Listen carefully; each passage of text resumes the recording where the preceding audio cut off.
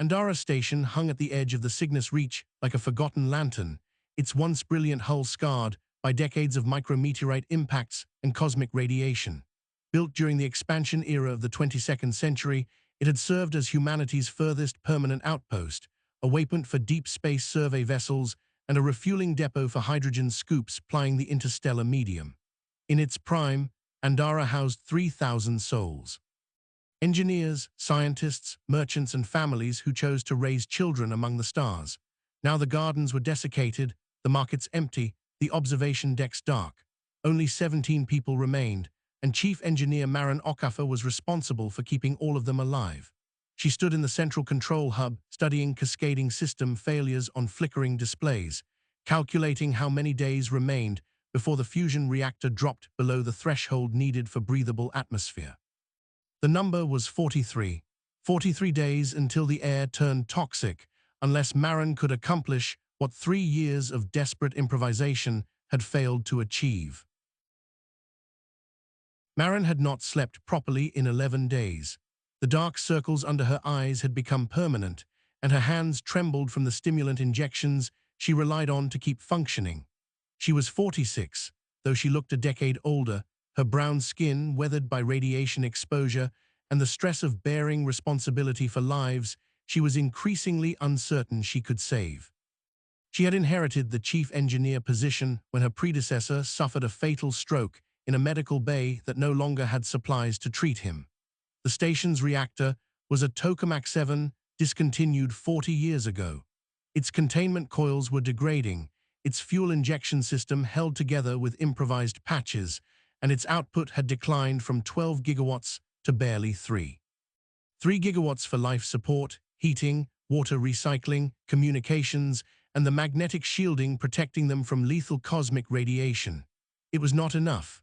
Maren had been forced to make painful choices about which systems to sacrifice. First the gardens, then the outer habitat rings, then most lighting.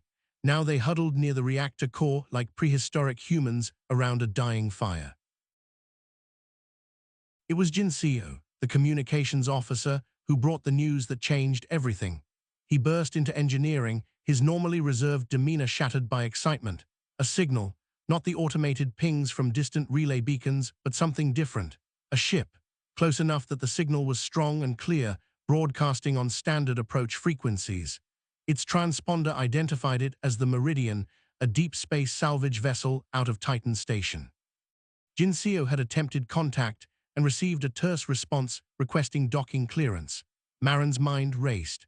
A salvage vessel meant resources, potentially the components she needed to stabilize the reactor. It also meant strangers, and in the lawless expanse of the outer regions, strangers were unpredictable. The evacuation protocols that emptied Andara 3 years ago had also withdrawn the colonial authority presence. Whatever governance existed out here now was informal at best. Still, Maren thought as she headed for docking control, beggars could not be choosers. If the Meridian had even a fraction of the parts she needed, survival might come down to whatever deal she could negotiate. The Meridian was an ugly ship, functional rather than elegant, its hull a patchwork of replacement panels and improvised armor plating. It docked at Andara's secondary port and disgorged 5 crew members. Their captain was Zara Osai, tall and lean with silver hair and careful eyes that assessed threats with practiced speed. She surveyed the receiving area, taking in the patched walls, flickering lights, and the small delegation that had gathered to meet the first visitors in over 2 years. Maren stepped forward and extended a hand. Zara's handshake was firm, her gaze direct. She said she was surprised to find anyone living on Andara. The station was listed as decommissioned, its inhabitants presumed evacuated. Maren explained their situation with practiced brevity. The reactor was failing. They needed parts. They could trade supplies or offer the station's remaining stockpile of rare survey minerals. Zara listened without interrupting, then said she would need to inspect the reactor herself. It was reasonable, and Maren agreed, though something in the salvage captain's careful phrasing triggered a quiet alarm she could not articulate. Zara spent 4 hours examining the reactor, accompanied by Maren and her own chief mechanic Tobias. They crawled through access tunnels, inspected containment coils operating far beyond their rated lifespan, and studied diagnostics, telling a story of inevitable decline. Zara asked precise questions that revealed deeper understanding of fusion systems than Maren expected from a salvage operator. When they emerged, Zara delivered her verdict. The reactor could not be saved with any parts the Meridian carried, but there was another option. The Meridian carried a compact fusion unit salvaged from a decommissioned military courier, smaller than the Tokamak 7 but functional and relatively new. It could power Andara's essential systems for decades. The catch was the price. Zara did not want minerals or supplies. She wanted Andara itself. The station's structural alloys were worth a fortune in salvage. Her deal was simple: the fusion unit in exchange for the station, with 6 months for inhabitants to arrange transport to the inner worlds. It was a lifeline offered with one hand, while the other held a knife to everything they called home. The station's inhabitants gathered in the common room that evening for the most painful conversation Maren had witnessed. The terms were laid bare: survival in exchange for surrender. Thomas Hartwell, the retired pilot who had lived aboard for 31 years, was most vocal in opposition. His wife was buried in the station's memorial garden. Surrendering Andara was a betrayal of everyone who had lived and died within its walls. Yuki, the 72-year-old doctor, spoke with quiet authority. She had watched 3 people die from conditions adequate facilities could have treated. If they stayed, more would die. It was mathematics, not courage. Pavel held his 13-year-old daughter Lena's hand and said nothing, but his eyes spoke volumes. She had never walked under an open sky or breathed unrecycled air. She deserved those experiences. Maren listened, feeling the weight of their trust. She was their problem solver, the person who had kept them alive through every crisis. Now the crisis had no engineering solution, only a human one, and she was not certain she was qualified to make it. Maren spent the night in the reactor compartment, sitting on the access catwalk, letting the low hum of the fusion core help her think. Zara's offer was predatory but rational. The salvage captain had assessed correctly: desperate people accept terrible terms, but Maren was an engineer, and engineers did not accept the constraints of a problem as given.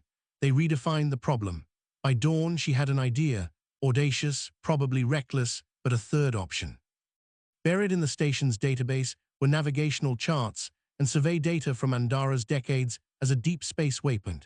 Data covering unmapped regions of the Cygnus Reach, asteroid fields rich in platinum group metals, gravitational maps that could shave weeks off salvage transit times, records of decommissioned installations abandoned during the colonial retreat, a treasure map of unparalleled value to a salvage operator.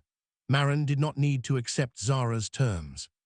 She needed to demonstrate that Andara's data was worth far more than its structural alloys. She needed to change the negotiation entirely. The renegotiation took 2 days and tested every diplomatic skill Maren possessed. Zara was initially dismissive, but Maren had prepared carefully, presenting data samples that demonstrated their value with scientific precision. Survey charts of platinum-rich asteroid fields, gravitational maps of unexplored sectors, detailed records of abandoned installations a salvage crew could strip without competition. The data was extensive, maintained by survey teams over decades, and it represented an unparalleled resource for someone in Zara's profession. The salvage captain's poker face was excellent, but Maren watched the subtle shifts as calculation replaced dismissal. The final agreement was fair to both parties. Andara would receive the fusion unit, installed by Tobias under Maren's supervision. Zara would receive the complete navigational database and a standing invitation to use Andara as a resupply point, a partnership rather than a surrender. When Maren presented the terms, she saw something in their faces she had not seen in months: relief, fragile and tentative, but unmistakable. Thomas Hartwell gripped her shoulder with a trembling hand, and that was enough. The installation took a week of the most technically demanding work Maren had ever performed. The compact fusion unit was a different generation of technology, and adapting Andara's aging power grid required improvisation that would have given textbook engineers nightmares. Tobias proved a skilled collaborator, and together they solved each challenge with methodical persistence.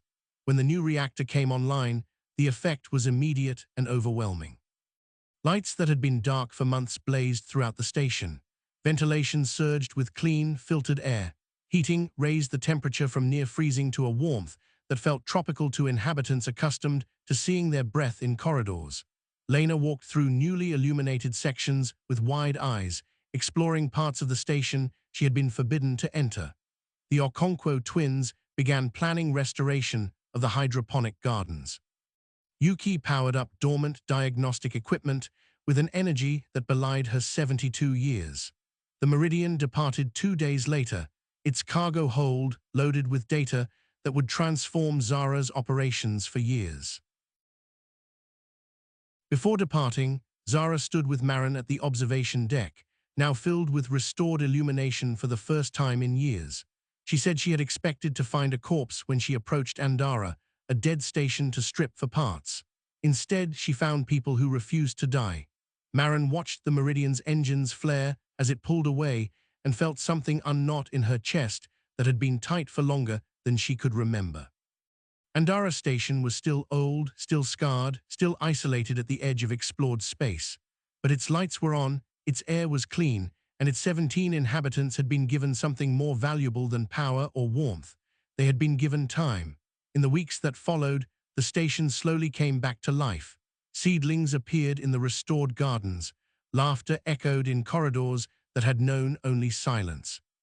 And when passing ships saw the station's beacon burning bright against the darkness of the Cygnus Reach, they knew that humanity's furthest outpost had not surrendered to the void.